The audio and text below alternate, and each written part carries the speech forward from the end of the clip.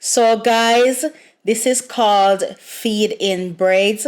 So I feed in small pieces of hair at a time to give my client a natural looking coverage over his bald patches.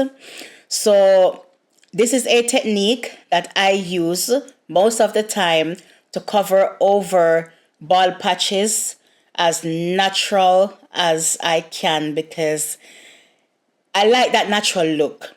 You know, this cannot be done on all my clients because it depends on how wide the patches are and how thin the hair is. It all depends on the length of the hair as well. But I like to try to make my braids look as natural as possible. So as you can see, I am braiding is natural hair first, and then I'm gonna start adding small pieces of braids in there to begin with, and I'm gonna increase the density by continuing to add small pieces of hair as I go along. So I just braid 1 to 2 times before adding my next piece of hair. So once I get the full volume that I'm looking for, I will stop adding the hair. So you just have to use your judgment. And as I said, it depends on how wide the bald patches are, and it depends on how thin the client hair is. It's not always easy when the client hair is very short. You have to be really good at gripping to achieve this on very, very short hair. So this is just my technique. And I have full video tutorials on these techniques, so please just check through the rest of my videos on this channel so that you can see full video tutorials from start to finish. So I just did this quick, very quick clip, you know, while I was braiding my client because I can't always record the whole thing because, you know, I'm working and sometimes most of my clients are first timers.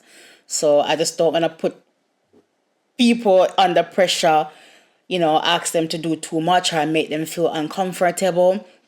So I don't usually get to record every single thing. I just try to record as much as I can.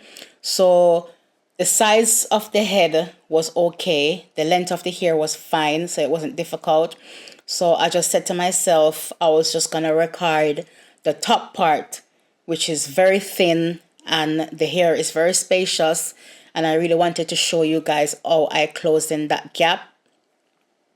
So the hair extensions that I am using is my very own Afro Straight ear extensions, and you can get these to purchase via my website mygripgame.co.uk.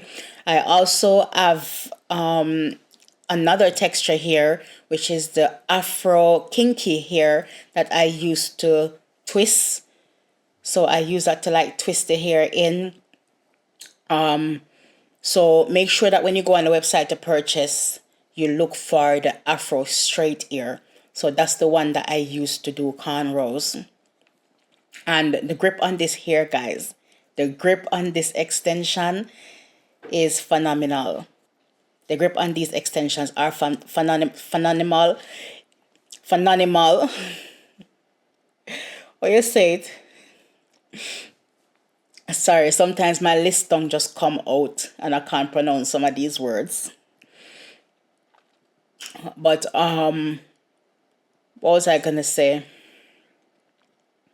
Yes, as I was saying, make sure when you go on the website you look for the Afro Straight hair. That's the one I use for cornrows, and the grip on it is very, very good.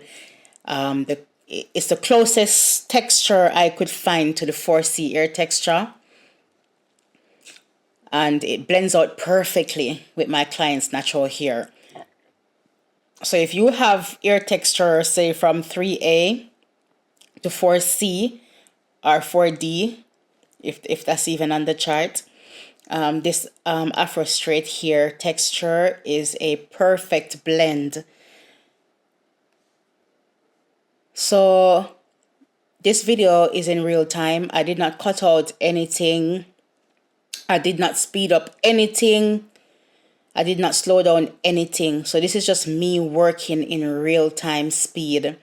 So that's one of the reasons why I didn't want to record too much, because I didn't want the footages to be too long, because then I have to like speed stuff up and slow things down and sometimes cut things out, because I don't want the tutorial to be too long, because nobody want to sit down for 1 hour, 2 hours and watch something. So this is why I just cut this tutorial short, so that I can show you guys the most important part. So this is the most difficult part, and that's the section at the top of the head, which is thinner and more spacious than the rest of the head.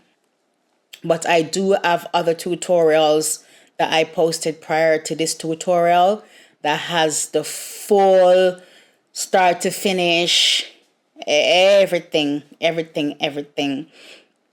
But yes, I'm very proud of this outcome. I'm very proud of the results.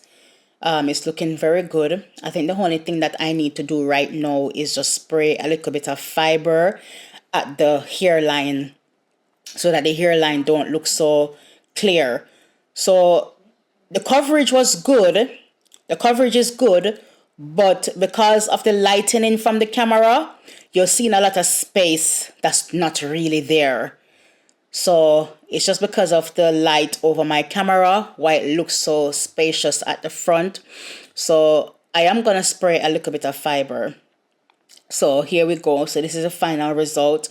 I did spray a little bit of fiber at the front there. As you can see, it's looking a tiny bit darker than it was before. So anyways, guys, please don't forget to subscribe, like, and comment.